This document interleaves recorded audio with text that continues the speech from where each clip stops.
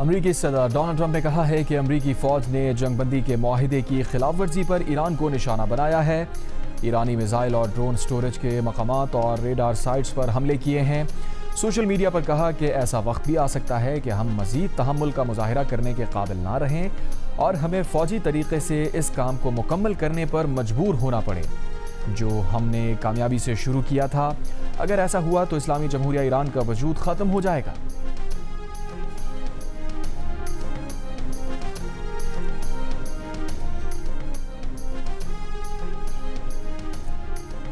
امریکہ نے ایران پر پھر حملہ کر دیا۔ امریکی سینٹرل کمانڈ نے کہا ہے کہ آبنائے ہرموز میں پیناما کے پرچم بردار ٹینکر جہاز پر ایرانی ڈرون حملے کے جواب میں ایران نے متعدد فوجی اہداف پر فضائی کارروائی کی ہے۔ ایران کی فوجی نگرانی نظام، مواصلاتی مراکز، فضائی دفاعی تنصیبات، ڈرون ذخیرہ گاہوں اور بارودی سرنگیں بچھانے کی صلاحیت سے متعلق اہداف کو نشانہ بنایا۔ کارروائیاں صدر ٹرمپ کی ہدایت پر کی گئی ہیں۔ سرک اور قشم میں دھماکوں کی آوازیں، سرک میں ٹیلی کمیونیکیشن ٹاور نشانہ بننے کی اطلاع۔ پاسداران انقلاب کے کویت اور بحرین میں امریکی فوجی تنصیبات پر میزائل اور ڈرون سے حملے، بحرین میں خطرے کے سائرن بج گئے۔ کویت کا فضائی دفاعی نظام سے دشمن کے میزائل اور ڈرون حملوں کو ناکارہ بنانے کا دعویٰ۔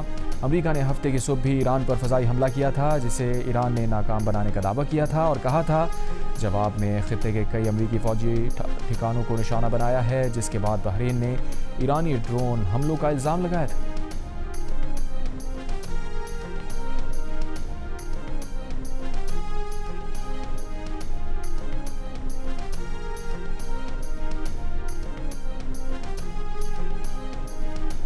امریکہ جنوبی لبنان سے اسرائیلی فوج نکالنے کے لیے اسرائیل پر دباؤ ڈالے۔ لبنانی صدر جوزف اون کا امریکی صدر ٹرمپ سے مطالبہ۔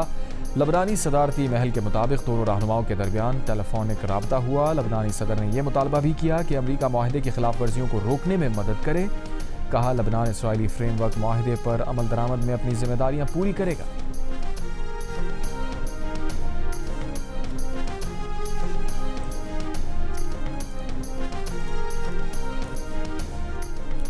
حزب اللہ نے لبنان اسرائیل معاہدہ مسترد کر دیا۔ حزب اللہ رہنما نعیم قاسم نے کہا امریکی ثالثی میں طے پانے والا فریم ورک معاہدہ لبنان میں اسرائیلی وجود کو قانونی حیثیت دینے کے مترادف ہے۔ اس معاہدے سے وہ دن دور نہیں جب لبنانی علاقوں کو اسرائیل میں ضم کر دیا جائے گا۔ لبنان سے اسرائیلی انخلا کو مزاحمتی گروپس کو غیر مسلح کرنے سے مشروط کرنا خطرناک ہے۔ سہ فریقی فریم ورک معاہدہ لبنانیوں کے لیے ملکی خود مختاری سے دستبردار ہونا ہے۔ امریکہ اور ایرانی مفادات مفاہمتی یادداشت کے بعد سہ فریقی فریم ورک معاہدے کی کوئی حیثیت نہیں۔ ہم نے مشکل ترین حالات میں میدان نہیں چھوڑا اور نہ چھوڑیں گے۔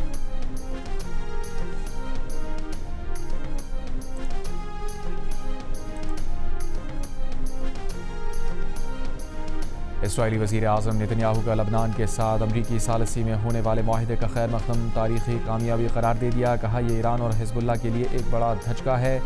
انہوں نے کہا کہ معاہدے کے تحت امریکہ اور لبنان نے اسرائیل کے اس حق کو تسلیم کر لیا ہے کہ وہ لبنان کے اندر سیکیورٹی زون کو اس وقت تک برقرار رکھ سکتا ہے جب تک اسرائیل کی سلامتی کے لیے اس کی ضرورت ہے۔ ہم اسے اس وقت تک قائم رکھیں گے جب تک حزب اللہ اور دیگر دہشت گرد تنظیموں کو غیر مسلح نہیں کر دیا جاتا اور جب تک لبنان کی جانب سے اسرائیل کو کوئی مزید خطرہ لاحق نہیں رہتا۔ اسرائیلی وزیر اعظم نتنیاہو کا رواں سال انتخابات کے بعد وسیع قومی حکومت بنانے کا بھی دعویٰ۔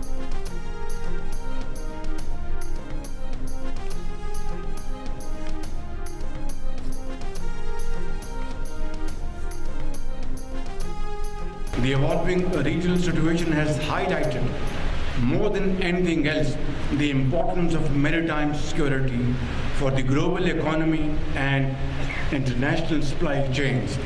Today, the right of free passage and freedom of navigation are no longer luxuries, but have become an absolute necessity for the entire world.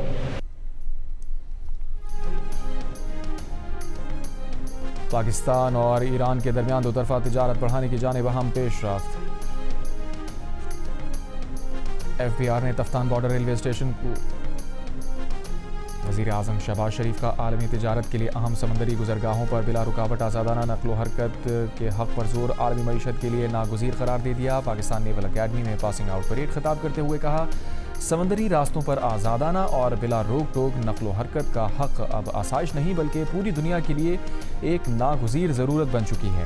حالیہ علاقائی صورتحال نے ثابت کر دیا کہ بحری سلامتی عالمی معیشت اور بین الاقوامی تجارتی راستوں کے لیے کتنی اہم ہے۔ وزیر اعظم کی بھارت کی جانب سے پراکسیز کے ذریعے پاکستان میں دہشت گردی کروانے کی بھی مذمت، کشمیر اور غزہ کے فلسطینیوں کی حمایت سے پیچھے نہ ہٹنے کے عزم کا اظہار کیا۔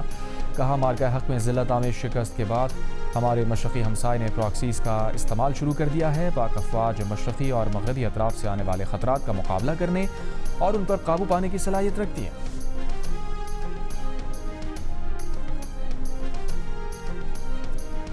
وینزویلا زلزلے کے بعد توانائی کی لہروں کا منسلک پلیٹوں پر اثر، پاکستان میں جمعے سے اب تک 7 زلزلے آ چکے، 6 بلوچستان میں آئے۔ ہفتے کی شام 6:35 پر خیبر پختونخوا، پنجاب، گلگت بلتستان اور آزاد کشمیر کے مختلف علاقوں میں 5.9 شدت کا زلزلہ آیا۔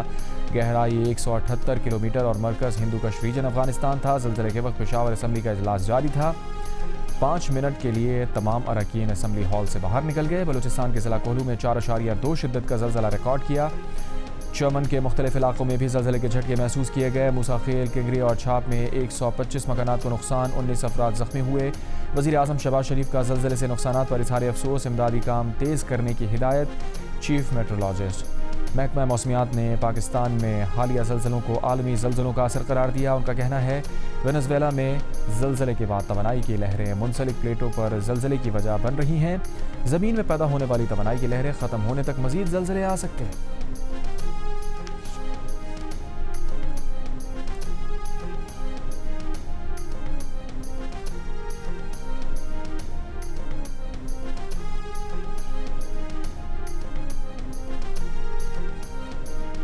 وینزویلا میں زلزلے سے ہلاکتوں کی تعداد 1430 ہو گئی، 3360 سے زائد افراد زخمی۔ ہلاک افراد میں 7 چینی شہری بھی شامل، 69,000 افراد لاپتہ۔ ملبے تلے دبے افراد کے لیے زندگی کی امید گولڈن ونڈو کا راستہ بھی بند ہو گیا۔ گولڈن ونڈو کی اصطلاح ملبے تلے دبے افراد کی تلاش میں ابتدائی 72 گھنٹوں کے لیے استعمال کی جاتی ہے، جس کے دوران ملبے تلے دبے افراد کے بچنے کے امکانات زیادہ ہوتے ہیں۔ سرچ اینڈ ریسکیو آپریشن جاری، ساحلی ریاست لاگویرا میں ملبے سے 2 خواتین کو زندہ نکال لیا گیا۔ وینزویلا کے قائم مقام صدر کی ہدایت کے بعد ریاست لاگویرا میں سیکیورٹی امدادی سامان کی ترسیل کا کام فوج نے سنبھال لیا۔ متاثرہ علاقوں میں فیلڈ اسپتال بھی قائم، سینکڑوں بین الاقوامی امدادی کارکن وینزویلا پہنچ گئے۔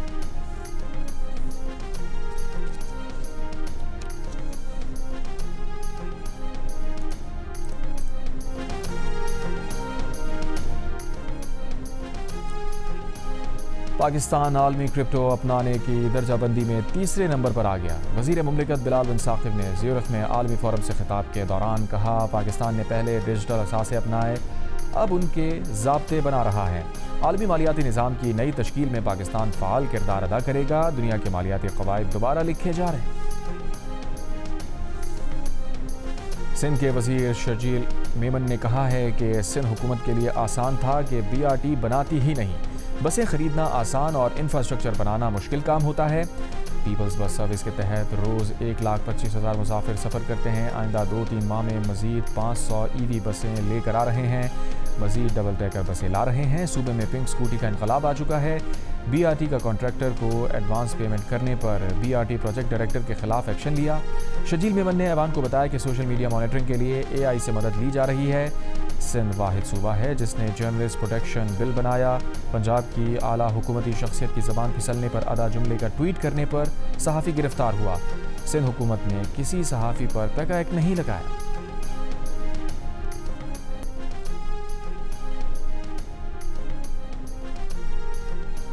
T20 ورلڈ کپ سے باہر ہو گئی، انگلینڈ نے اسے آخری گروپ میچ میں 9 وکٹ سے شکست دے دی۔ ایونٹ کے میچز جیو سپر اور مائکو پر براہ راست نشر کیے جا رہے ہیں۔